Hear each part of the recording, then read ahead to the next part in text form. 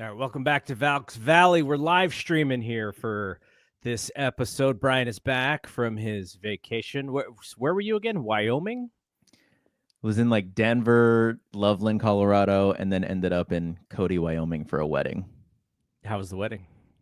Really cool, really cool. Lots of beautiful sights. Like the place they got married is just like so many like beautiful mountains, and uh, happy to be back. It was cool to be, but I just mosquitoes love me. They Oh God. absolutely love me, and so last time we went, I learned my lesson and had to mosquito spray up. So this time around, I mosquito sprayed up, but I forgot to do my head, and then they just Oh, went nuts on my neck, and I was like, oh my god, mosquitoes are the worst. So I'm happy to be away from mosquitoes, and I'm happy to be in a place with. Can't lie, I just like a city. I like a city. I like being able to have stuff near me and walk around, whereas having to go 40 minutes to get to your nearest grocery store. But I see the appeal. I see the appeal of having just land and you know just space and not having to worry about really anything but the people you're close with. So I got respect for I got newfound respect for the area, I guess, but did happy you to be see back any here. wild animals?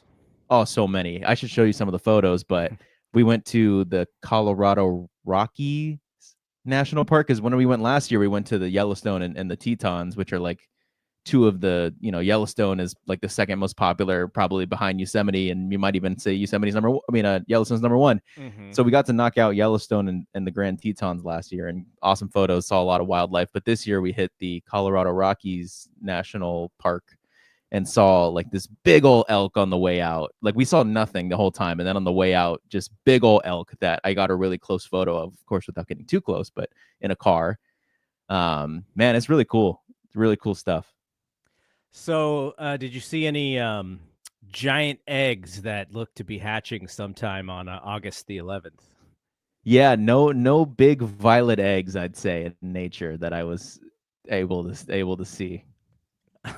So we'll talk about that in a second. But yeah, is it binoculars night or something at Valhalla is, and people think it's a mascot or mascot related, I possibly. think Is that it's damn near confirmed that it's the mascot, because I don't know if you remember, like that link was getting shared around earlier in the season. It was a LinkedIn job posting for a Valkyries mascot that we I don't haven't seen a remember that. mascot, so I guess that job was never filled. But they were paying pretty well. That's why it was kind of like shared around, is because like, whoa, you can make like 100 grand for doing this mascot thing. But yeah, so I'd say that this seems pretty likely that that's what the mascot's going to be. I find it weird, with the Valkyries and the Norse mythology or whatever, like that it's going to be a bird. So I guess we'll have to see if like a human type of mascot appears Right. from this egg or if it's an actual bird. You're probably too young to remember this, but do you remember Golden State Warriors' mascot Thunder? Thunder. I wonder His if name. they can just bring back Thunder and put like some wings Well, on him. it's because they got rid of him because of the OKC Thunder, right? Right, right. Yeah. It has to, the mascot has to be female as well, so it can't actually be Thunder. But Yeah. okay, before we get to, I want to share some comments from YouTube from our last show, because you've missed two shows. I did one show with Conrado, who was awesome, and then I did a solo show after the Dream game. But then I don't like doing the solo stuff because it's just like recaps, and I was gonna wait for you to get back. But in that solo show, I asked for some feedback around if some folks think the Valkyries are going to make the playoffs. By the way, shout out to Rob and Valky Hoops in the chat. So there was a few comments, and I wanted to read them really quickly. I said I would read them. So YouTube user at KURI-U4E said, I'd be happy if the Valks made the 7th or 8th spot. Playoff home games at Valhalla would be insane. And so wants them to make the playoffs there. From Grandma Mo, we are getting in the playoffs, 6th or 7th, which, a week later doesn't seem as likely, but they're still in the mix if somehow Las Vegas can fall out a little bit. And then from Costa says, I was hoping the Valkyries drop out of the top 8, to be honest. They aren't winning around. The team is deeply flawed with the lack of crunch time scoring and three-point shooting overall. Get a top lottery pick and keep building for 2 to 3 years down the road, and that should be the goal. So, okay, we're going to circle back because I want to get your thoughts on that before we even talk about some of the stuff that has happened. And we'll talk about the trade deadline or the lack of information around the trade deadline. Nothing really too interesting. So we're going to make one adjustment, and this is mostly for the podcast feed, folks. If you're watching live on YouTube, this doesn't really affect our YouTube channel. But one of the things that I think is kind of hard is when the Warriors and the Valkyries are kind of in season or near each other, or there's news related to both teams, trying to record two separate episodes and post them separately isn't efficient and timely. So on the podcast side only, we're going to combine the two shows together, and we'll call it something like Golden State Hoops or Golden State Hoop. And just for those, for that audio feed, we'll do a Valkyrie segment and a Warrior segment for pretty much every show. Thankfully for us right now, like there's literally no Warriors news. It's all based on Jonathan Kuminga, and everything is just conjecture. So we haven't even had to record an episode of the Death Lineup. But let's say that the Warriors, there's news around the Warriors and there's news around the Valkyries. We're going to combine that into one podcast specifically about Golden State basketball. And we'll have the segments on YouTube. We'll still split everything up as Valks Valley and the Death Lineup. If we live stream, it will live stream as Golden State Hoop, but so much like the podcast, but I'll still split up the segments in Valkyries and Warriors and post those after the fact. So this is mostly just going to affect the podcast channel, but it's just going to be a little bit of a branding thing just for my own process of trying to get these up in a timely manner. That is just going to be one adjustment. And I don't even know that that's going to happen anytime soon. I'm still looking for people to do designs and such. So if you do graphics, hit me up, gg@bspnmedia.com. All right. That is over and done with. I just wanted to get that out there. So, Brian, let's talk about it. Right now, the Valkyries sit in the in the 8 slot in the playoff race. The Sparks are right behind them, and the Sparks have been on fire. I think they've won 8 out of their last 10. If you were to make a prediction today, right now, right this very moment with 15 games left, do the Valkyries hang on to that spot, or do the Sparks leapfrog over them and get that 8 spot? I'd probably say that LA takes it. Just they've kind of been going on. I think they're 8-2 in their last 10. Mm-hmm. Cam Brink, of course, has come back. So I feel like all things are pointing towards an upward trajectory from them. Whereas, the Valkyries are 4-6 in their last 10. I've lost Kayla Thornton, who was our first half MVP.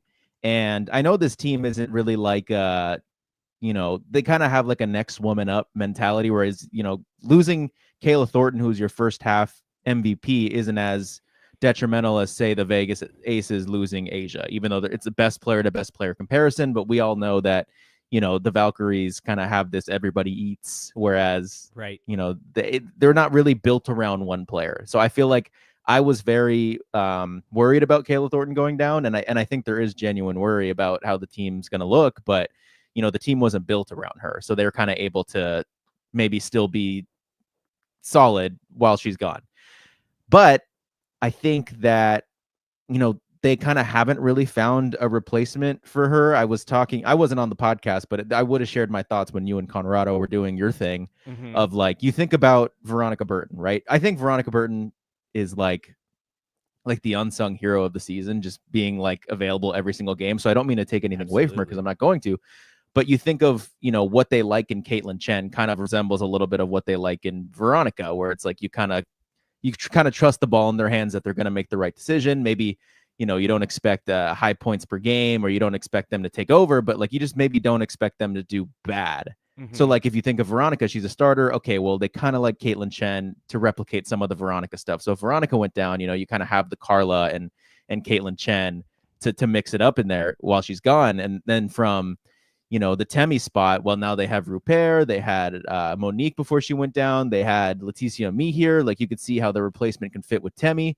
And then, with Janelle, like you have Chechi right there, even though now Xanda Lassini's starting. But with Kate, not Kate, I'm sorry, with Kayla, they don't have another wing who can defend like her. Mm-hmm. They have no real replacement for Kayla Thornton, in my opinion, when it comes to just the versatility on defense. And I know that's kind of what I expected from Janelle, and I just don't think Janelle is the level of perimeter defender that Kayla showed to be this season. Like, it was like elite first team all W defense stuff from Kayla, where it's just like you put Kayla on someone, you feel good about it. Yep. And the first game that she's gone, you have Chechi starting at the small forward position, and she has to guard Paige. I don't remember what Paige's stats look like. But you just don't feel good about that, as you did with Kayla. Right. And so I just see this, even though it's not, the team wasn't built around Kayla. I just see her loss being of more importance than if any of those other starters went down. Just because they don't really have a replacement of hers that they're maybe as comfortable as, say, if Janelle was missing. And we saw Janelle went to Eurobasket and they were fine. Fine. Absolutely. Veronica went down, they have already said their replacement. So I think just with that, and then with Los Angeles kind of seemingly finding a groove. And I know some of those games were against bad teams, but you had the New York Liberty win off of was that the buzzer beater game where Kay Jackson. Riccio hit that circus shot. But yeah, I would probably say that Los Angeles, we said earlier in the season, when you don't have your first pick, when you don't have your pick in the draft, there's no reason to tank. You kind of have to go all in. So I was a little confused to start the season when they were doing so bad, but now they're starting to find it because they started off so poorly. And they made the trade to bring in an all-star in Kelsey Plum. They have Derek Hamby, and they have a solid team on paper. So I would probably say that it seems like, and then on above the Valkyries being Vegas, the last two times, I guess before the blowout, the last two times the Valkyries played the Aces, I thought the game plan was clear that they were just going to cook if Vegas had two bigs out there, another big out there with Asia, whether it was Kia Stokes or whether it was Megan Gustafson. I bet you if you look at the numbers, anytime Asia shared the court with either Kia or Megan against the Valkyries, I think we were eating. Like, I think we were playing well. But now when they trade for an Alyssa Smith and then they bring in Kirsten Bell into the starting lineup, now you have kind of these bigs that can like move and like kind of, with Nalissa, she kind of has an offensive game, and just like they're not like stuck in the mud, kind of like a Keo or Gustafson was. And I felt like that starting lineup change, moving Jewel to the bench, moving no centers with Asia that are starting. Asia's now the center, but you also brought in bigger players to surround her that aren't, prototypical fives that are just going to be stuck in the mud against like a fast team. And I feel like that has basically, and now I feel like the Valkyries will never win. And although this game was relatively close, I kind of feel like the Aces in that lineup change have now found a way like that the Valkyries can't like counter them in a lineup change. So I do think I side probably with the latter of, and I know I've went through my changes this season where I wanted them to tank and get an Awa Fam or get an AZ Fudd. And then they showed this resilience of like, and then I felt like, hey, there was a chance maybe they can get to 6 and avoid New York, Minnesota in that first 3-game series. But you ask Natalie, she says, "Give me New York and Minnesota. I want to play anyone."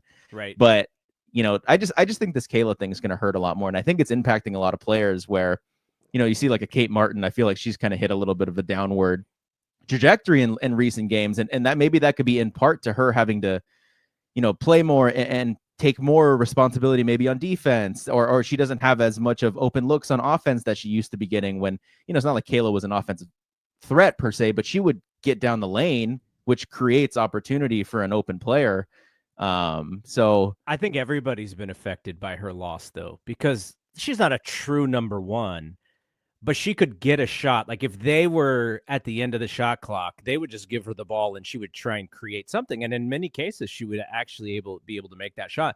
But you look at Veronica Burton's offensive numbers post injury, they're down.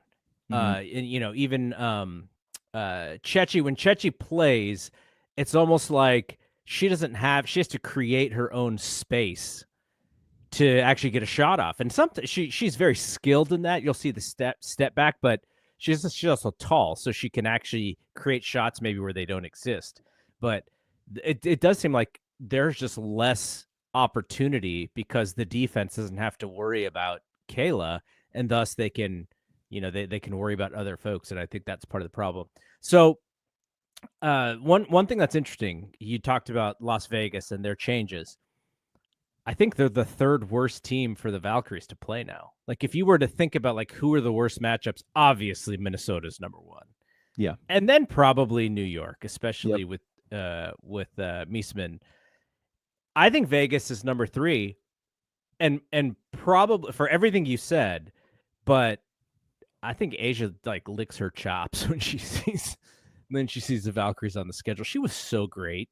The last game. They lost back-to-back games against Vegas. The first game, they weren't really in it. That was in Las Vegas. The second game, they were in it, but there was a little bit of a distance in the second half, and there was some interesting kind of foul calls. So Valky Hoop said, we got to talk about that flagrant on Veronica Burton and that push on Carla, the push out of bounds. So Veronica Burton gets called for a flagrant when she was like trying to Euro and like bring the ball through to the other side. I guess her elbow, who did she hit in the face? Was it, I think it was Asia.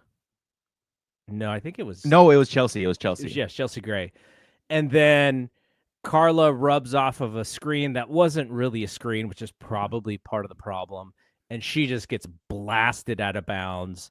And so they changed that one. So you could tell Natalie's frustrated in the foul calls. She mentioned late in the game that, it's like, she's like, look, we played really good defense. We held them to, I think it was like under 20% shooting or something in the fourth quarter. But then she's like, then they get to the free throw line as much as they do. And then you see us not get to the free throw line. And there's some really hard fouls that don't get called. So she seemed to be pretty frustrated about that. But I think Vegas is one of the worst matchups for them now. I think they would rather play, and we're not talking about playoffs, obviously. If they're going to play anybody in the playoffs, it's going to be one of those top 2 teams, unless Phoenix can jump New York. But then the Valkyries would have to jump into the 7th slot, which probably is less likely. But if you look at it, you'd rather play Phoenix, Atlanta, Indiana, maybe and Phoenix. The reason I stop you at Phoenix is just because we've only seen them twice and we've never seen them at full strength. I don't think we've ever played them when they've had Kalia Copper, who's their second best player. I think the last time we played them, it was Alyssa Thomas and Dewana Bonner that played really well. No Satu Sabali, no Kalia Copper. I felt that in that first game. This feels forever ago now, though. When Steph Talbot makes 2 terrible turnovers in the out of bounds plays. I felt like that was a winnable game, but I guess what I'm saying is, I'd side with you in theory of Phoenix, but I also would say we haven't seen them like in full strength like we have, I think, every other team. Like even the Atlanta game when we beat them, sure, it was without Ryan Howard. Yeah, we didn't have Kayla, but the first game they had a full strength and we still almost beat. I still felt like that could have been a game had a few things gone a different way. You know who they really want to play is Indiana. We got Indiana's number. Yeah, they have Indiana's number. So I'm going to get to a question here. Rob asked, "What is Mo Billings' timeline?" I read something this morning that said 3 weeks. I read 3 weeks when she went down. So which is tough because you're getting right to the end of the season about. Which then somebody also said, it was actually also Rob. He said he hopes that they keep Kayla Charles. I don't imagine that happens just because of the players that they will get coming in next year. But I think she's come in and played very well. And there was another piece that I read today about how it is really a WNBA thing because of the hardship contract. She just comes in, she immediately has to jump into the rotation, and knowing that more than likely she's not in their plan. So she's literally playing for the opportunity to showcase herself for somebody else's roster, maybe one of those expansion teams that are coming in. So that is pretty interesting, but it is also like a WNBA thing. It's an I will unfortunate say, thing. I do, just based off what we'd seen with these transactions where it feels like a shock, but then you think about it and it's like, okay, I guess that made sense. With the Cheyenne Sellers thing in the beginning, that was like, whoa. And then, of course, the Julie Van Loo thing that we were like pretty shocked about as well. And then we ended up looking at it and we're like, okay, maybe. I wonder if there is a chance that she stays on this roster. And, I felt like the obvious omission from yesterday's playing time was Leticia Mihir. Not getting, I don't know if she logged any minutes, but I didn't see her out there. And I felt like she probably could have helped. When you think about it, now that they brought in Rupert and cut Talbot because of it, you now have 4 centers on the roster in Temi, Rupert, Monique, and Amihir. So I guess I wouldn't be that surprised if Amihir was cut for them to keep Kyla or Kayla. I haven't sat down to figure out how her name's pronounced yet, unfortunately, or maybe it's Caitlin Chen. But I would say that the guard position kind of feels more of a necessity right now than the center position. So here's a question. We know more. We hope that Eustace is on the roster next year. They also have the person who tore their Achilles, Conde? Maria Conde. She will possibly be on the roster next year. Your number 1 pick will probably be on the roster next year, unless they go the international route. Unless they go double Eustace. So I'm thinking, Kate Martin and some of these fringe players, Amihir, Caitlin Chen, I think those players could be on the bubble for the roster. So let alone Charles, you're talking about people who have logged real minutes for this team. Because if you're adding 3 players next year, let's just say you're going to lose a couple in the expansion draft, more than likely, at least one. Unless there are added roster spots next year because of collective bargaining and all that stuff, I just don't. I'm kind of wondering if we're going to see, 3 or 4 or 5 players who are on this year's team on next year's roster, and as well as with all of the free agency in the league as well, because I think they only have the rights of Kate and Carla for next year at this moment, who are currently on the roster right now. Yeah. And we'll probably do I'm sure we'll do maybe try to get Richard Cohen on for some expansion draft stuff later in the year, because December is the date. I'm assuming, or November or December is the date for 2 expansion teams to do their draft. And like last year, we didn't have the rules, it feels like, until very close to leading up to the draft. So last year, what was it? You protect 6. Yeah. And then the Valkyries were only able to select 1 unprotected free agent, and that ended up being Monique Billings. Mm-hmm. What the hell is the rule this year? Everyone's an unrestricted free agent. Yeah. So I'm wondering if maybe because it's 2 teams, they'll add another protection so you could do 7. I'm really not sure what to expect. But I will say that I feel like Natalie's just completely operating as if next year doesn't exist and it's just this year. But I know that's Ohema's job to think of in the future. So, I do think that if I go down the list, I would want to keep Burton, Thornton, Janelle, Chechi. You're going to keep Chechi for just not being able to guard anybody? I mean, she shoots the lights out. In terms of priority, who to keep, I'd say Janelle number 1, Eustace number 2, Carla number 3, Kayla number 4, Rupert number 5, Veronica number 6. Does that sound right? I think I'd go in that direction of prioritizing who to protect in the draft. And if it's 7, then I don't know. I'd maybe go Chechi over Temi. Just because I think I think we're gonna see a lot of good Chechi stuff to end the season. I'm starting to be more.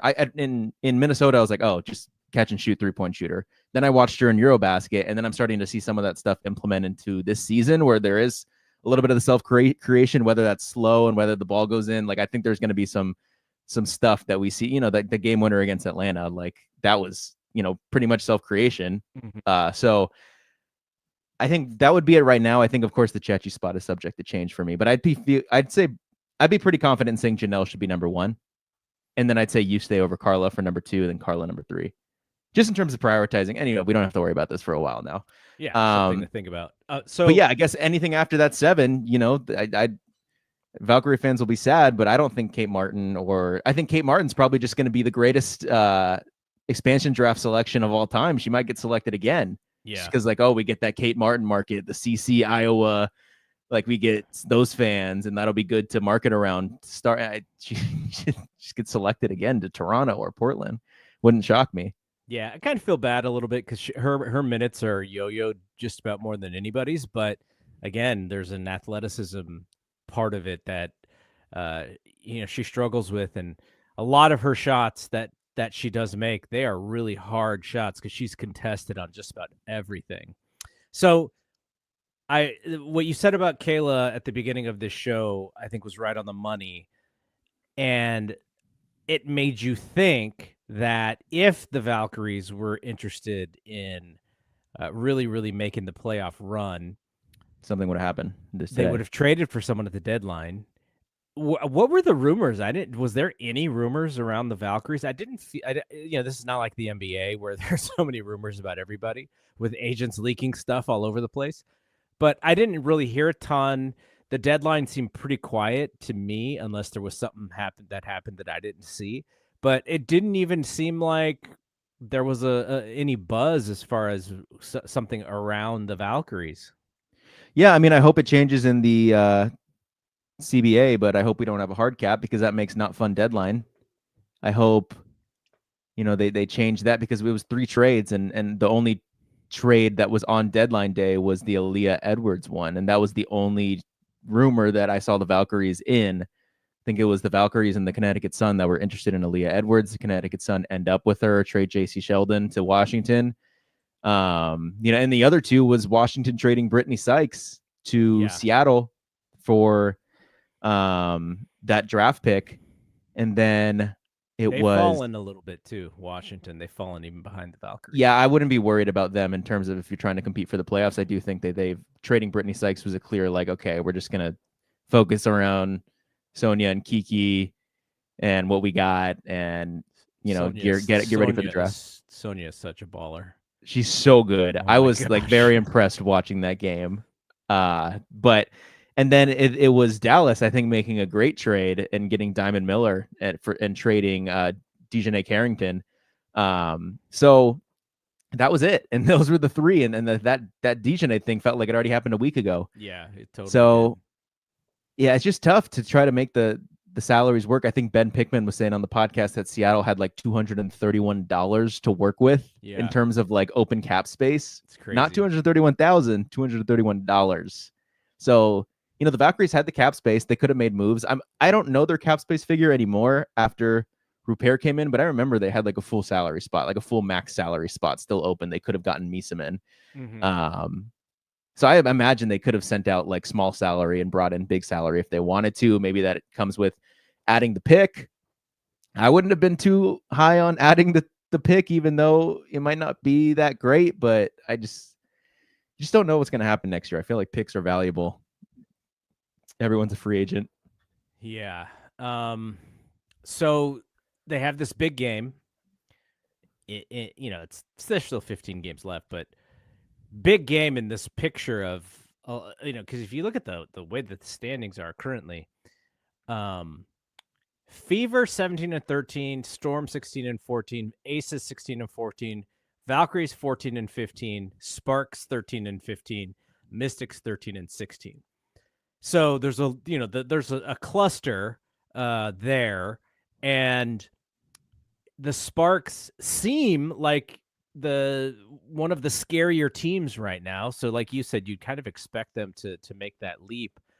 But as a Valkyries fan, I feel like we've played them really well. I was kind of trying to figure out why they all of a sudden are playing better than they had in the past. I think a lot of it is just kind of like this synergy, and they've been playing together for a while. Rakia Jackson has absolutely stepped up from a scoring standpoint. Kelsey Plum is playing like the all-star that she is, and they just recently got Cam Brink back. Dearica Hamby is playing well, but it's almost like just this like idea of we put this team together on paper. We hoped that it was going to work out. Early returns on it weren't great, but now they're starting to play so well together. Some of these wins have not been over the best teams. Like they beat the Sun and the Mystics. Out of those last 10 games, 4 of those have been against the Sun and the Mystics, and they won all 4 of them. But, they also beat the Storm. They also beat the Fever. So they also beat the Liberty, the game that you mentioned where she hit the game winner. So they are beating good teams as well. The opener was against the Sparks. And when we watched that game, we we're like, oh, they got a chance to win this game, even though the Sparks handled them decently in the second half. But then they beat the Sparks when the Sparks were here. So I think this is going to be a really competitive game. Well, I'm with you that the Sparks are the better team more than likely just because they've gelled and we lost our best player. I think the Valkyries are going to compete. Being at home is good as well, though they did lose to Vegas at home. I thought that being at home maybe will kind of get them a little bit over the hump. But I don't know. I feel like they're going to compete. I feel like they're going to play close. And if if they win this game, and you can be, what would they be? They would be 16-15 or 15-15, and the Sparks would be 13-16.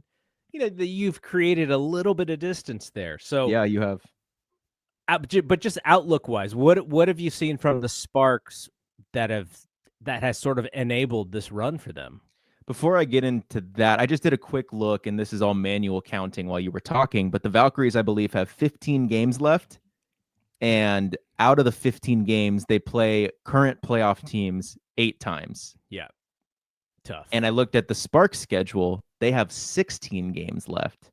And out of the current playoff teams, not including the Valkyries, they play 9 playoff teams out of the 16 games. So both tough schedules coming up. So this game really does mean a lot in terms of, playoff seeding. You get that head-to-head win that changes a lot. So I mean, do they play each other? They play each other again after this? I think this is the last meeting. Okay. Because this would be number 4. This would be number 4. Because they had that OT game in Los Angeles for game 3. Game 1 was they beat us in the home opener. Game 2 was we blew them out in LA, right? Mm-hmm. Game 3 was the overtime game in LA that we won, and then game 4 is this upcoming one. So that's 4 times. But I mean, I'm with you in terms of just kind of, I guess, what the Sparks have found with Rakia and with Cam coming back. Like, just to me, it always made sense that they were like solid on paper with KP, with Dearica, Azure Stevens playing well. Just like you bring Cam back, and I feel like that team just makes a whole lot more sense than it already did. But I know that they weren't playing well, so I just think that it's probably just more time for the first year head coach to figure it out.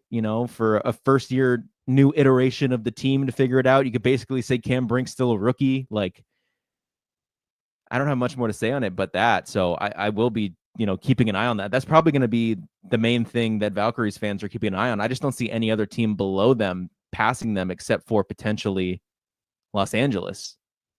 And you know who they get to see again? Julie Van Loo. Oh yeah, the revenge game. I hope she gets a nice little applause. Game. I think she will. I think the Valkyries fans really liked her. I know she was only on this team for like 3 months, but first team, first time. Yeah, of course. Fun game against the Sparks in the first one. So let's do a little bit of an around the WNBA segment here. I just like talking about the other teams because, unlike the NBA, you don't have to pay attention to as many teams in the positioning. It's actually more interesting when you don't have as many teams. So looking at some of the injuries, and now thankfully for Minnesota, because Nafisa Collier is out for a little bit, but they are so far ahead of everybody else that it's not even gonna matter. Like, they're gonna run away with this thing. Yeah. They're gonna be the number one team in the league. They're gonna have all of the things that you get by having the top record.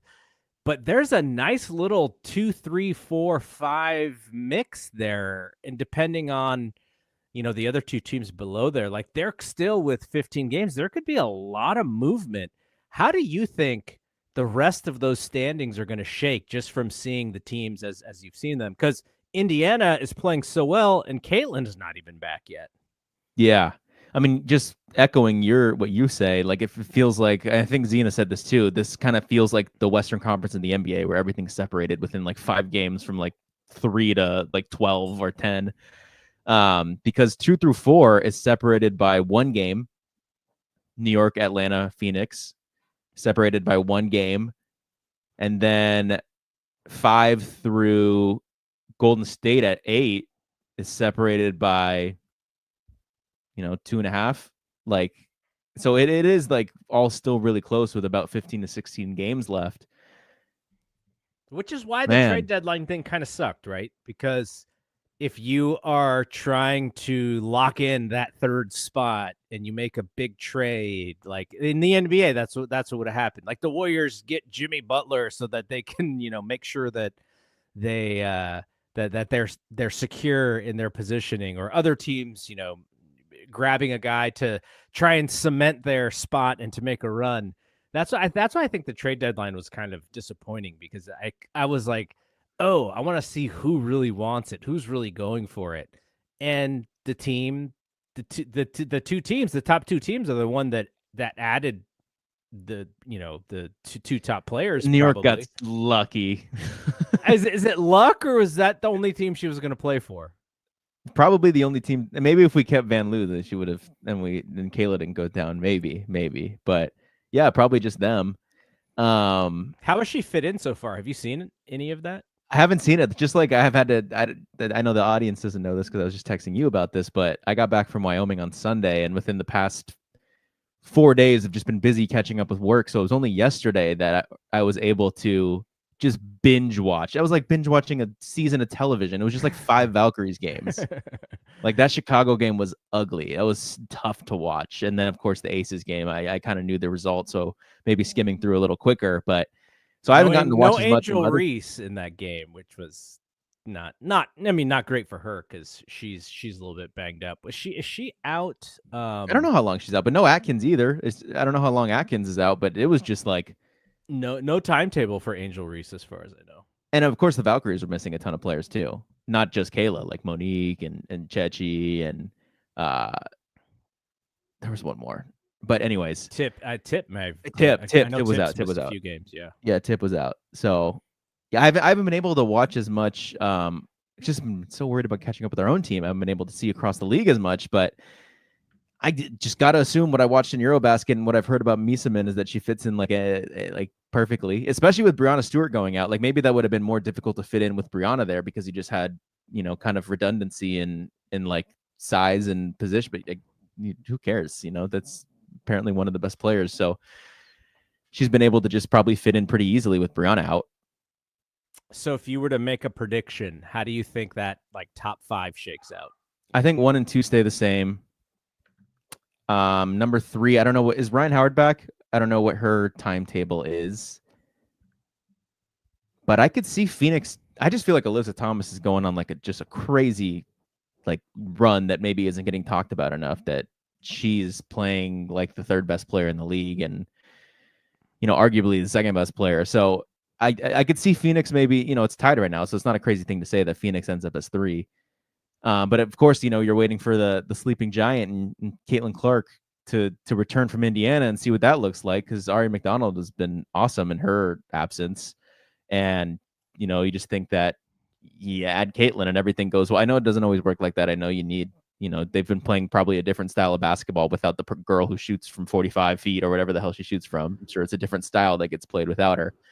But you really hope that she puts it together, because that would make for a very fun playoff run, because you're telling me Vegas is 7 and they get to see New York at 2 for the third time they've seen each other in the playoffs since I've been watching closely. So, of course, I think New York would win that matchup, but I think Vegas has kind of found something with this 5, and maybe they jump Seattle, but Seattle also added. So I don't really have like a I can't make any of these predictions in confidence just because everything's so tight and everyone's adding, and I haven't seen the new machinations with Brittany Sykes in Seattle, or a couple more games in this Vegas unit where Jules off the bench.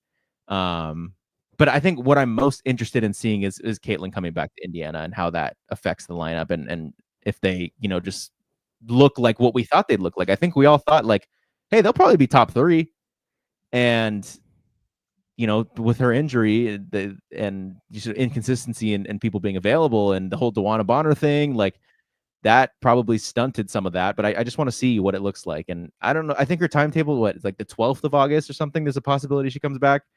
So that's kind of what I'm most interested in terms of, I'm pretty confident 1 and 2 stay the same. They've got to. I know 2's closer to 3, but I think they'll be fine.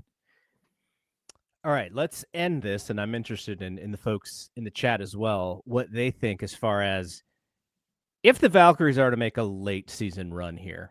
I think somebody is going to have to catch fire offensively. Like this kind of offense, depending on who plays well every other game, it's just so hard because they don't have a dependable person who they go like, okay, we need a bucket, you go. Like there's nobody who kind of takes on that role. If you were to make a guess as to who is like the leading scorer down the stretch, who's their ace bucket getter, who do you think that would be? Tip, like, isn't it already? I mean, maybe, but she's like 12 points, 14 points. Like she's not, I will say the 3-point shooting felt like she was a guaranteed 2 3-pointers every game. And I think in the past 3 or 4 games, it hasn't been that or hasn't felt that. And I know she's also been injured. So I think another one could she be also Chechi. Doesn't shoot them very often, right? Like she's more going to the hole than and like she uses that as her. If she can't get to the hole and they give her space, then she shoots it. Yeah, I think Chechi's up there. I think. What about Rupert? Like, can she get back into the starting lineup? I feel like her in the starting lineup was just like, she's kind of like a weird, like she's kind of has to guard 5s, but maybe she's not the best defender of 5s.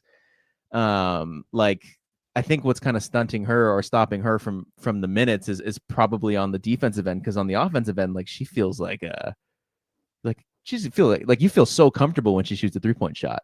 At least I do when Ileana Rupert shoots a 3-point shot. So maybe it's Rupert with some off the bench, whether it's off the bench or starting scoring output, because she kind of came in firing offensively. But I would probably lean in the Tip Zandalicini direction for scoring. Like there's something with Janelle where like I know she's talented, and I know Conrado was talking about her in the last show of like he's high on her as well. But there's just something with like sometimes she takes those shots and I'm like, that was a really bad stinking shot that you just took. It's interesting, like when she sets up to shoot a jumper, sometimes it seems like she's off balanced even shooting like a normal jumper. Like I don't know if her momentum is going one way or the other.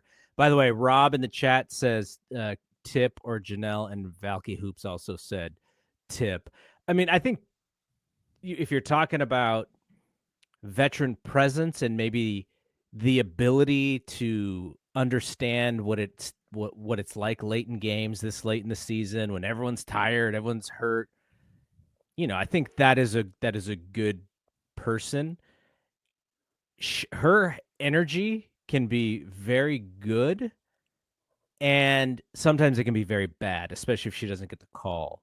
Because there'll be moments when she goes for a layup, doesn't get the call, and you can tell she's very mad, and she's yelling at the ref, and the other team's going down 5 on 4, for the for a layup.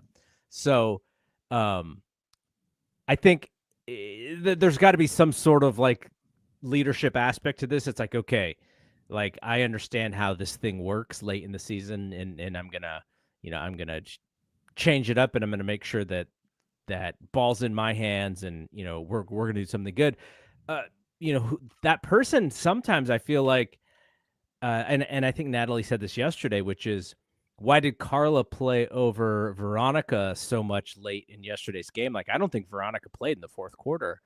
And it was because she was looking for the ability to drive and to get 2-pointers and easier shots and layups rather than, what Veronica kind of does, which is she tries to create some space and she's running the play and then maybe she'll take a step back three. But I don't know, maybe Veronica was so frustrated with that call that she didn't play as much late. But, there are some interesting lineups, and when people get hot, you go like, oh, that looks like it's working, and let's keep it going. And then somebody throws a ball away by making a one-handed pass, and it's back to like, oh man. Okay, so that is that. I think that was my main thought, was who can we look to. I like the tip call. I think Janelle's jumper is a little bit too inconsistent to be that dependable scorer. I wonder if she should play a little bit more in the post a little bit to take advantage of that, but she doesn't look super comfortable down there. Okay, here's a wild card. Now, I think You a say like lot of Carla. no. There has to be a lot of things happening, which I think more so mean the offense needs to be running very well.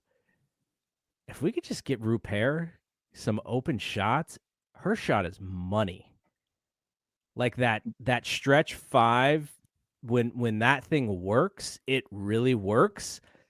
When they get slowed down, when they can't get stops, when when the other team kind of takes them down low, it doesn't work as well.